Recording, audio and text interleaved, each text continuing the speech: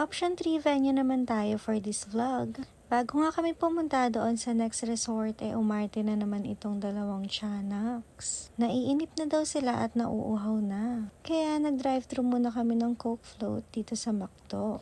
Busog pa nga sila ng mga time na yan kasi kakakain lang din namin ng lunch. Medyo pagod na rin siguro sila at ito na yung last na resort na pupuntahan natin for today. Busy nga si Ate Gail dyan mag-games at si Althea naman ay ang all-time madaldal. Puro chika-chika nga dyan si Althea at hindi na uubusan ng kadaldalan, char. May sila nagkatinginan ni Parang Kuya. nirabis talaga si Tay. Parang taka. Tantanan mo na ako, boy. Sana matantanan na. Hindi na ako din ba? Hindi yun. Tantanan mo ako. 17 years old na. I'm only 17 years old. Please, Thea, huwag kang papansin. Bakit? Bakit? Pinapagtinginan sila ni Tay sa kabila. Hindi sabay tayo. Nino? Thea! Nakakaya ka talaga kasama. Talagang hindi ka madadala kahit saan. Nagkatindigan sila. Sino Kaya ang sabi motor? ko, tignan mo si Kuya. Tapos sabi niya sa akin, tignan mo si Kuya. Tapos tumingin ako. Tapos nagkatumingin din si Kuya. Katingin mo. Boom. Hanap siya ni Althea ng match. Tapos wala ka naman narinig na ano, Gail. And now... Hindi pa. Slow motion lang. Pa mukha siyang 30 plus. Slow motion lang. Pwede siya maging tatay. Shining. As in, tumawa siya. Tinawa. Ano man ganun? Kinilig. Tumatawa siya. Kinilig yung lalaki, tapos kinilig din daw si Gail. Hindi ako kinilig pa. Naiya ako. Kasi Thea parang tanga. Ayoko na. Nakakaya tong pamilya na to. Gawin ka gumalaw. Nagkakatingin na sila, tapos kinilig sila. Nagkangiti sila na. Parang si Tita Junjun na yun. Diyos ko. Sabay talaga kayo nagkatinginan. Sorry, but I'm not into older guys. Nakita ko mata niyo, tinakong-ngitiin siya sa'yo. Gail na in love yata sa'yo, Gail.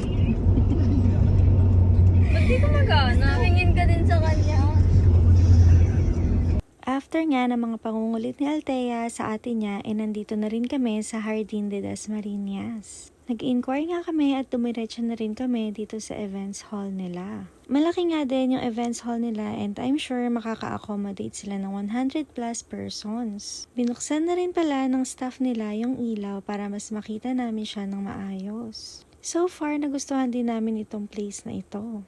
Sa kabilang side pala nito meron ding pintuan, meron naman iyong access para doon sa swimming pool. Chinek na din namin yung swimming pool dito at mukhang okay naman talaga yung place. Meron din ditong space para doon sa kanilang video okay area. Pero yung package ng kanilang events hall at nitong swimming pool ay may kaiba pa. Tinanong nga namin doon sa staff kung magkano yung overall rate ng events place sa kanang swimming pool. Ang kaso, hindi niya daw kabisado yung mga rates at pumunta na lang daw kami doon sa may cashier. Okay din tong resort na ito and take note, pwede kang mag-rent ng events place.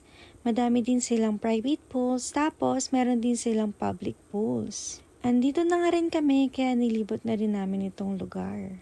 Within Dasmariñas din pala itong resort at siguro mga 30 minutes away lang ito sa bahay namin.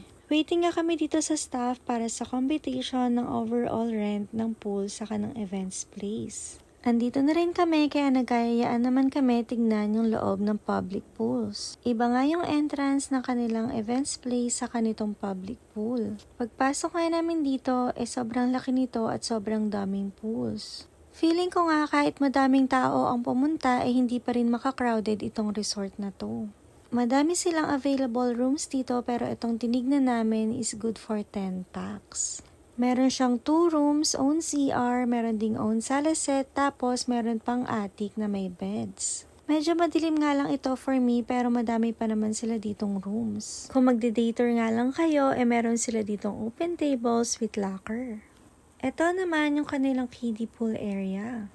Malaki nga din ito at sigurado ako na mag-e-enjoy ang mga kids. Sa gilid nga ng pool ang daming tables and chairs at hanggang second floor pa siya. Ito namang pinapakita ko is private pool.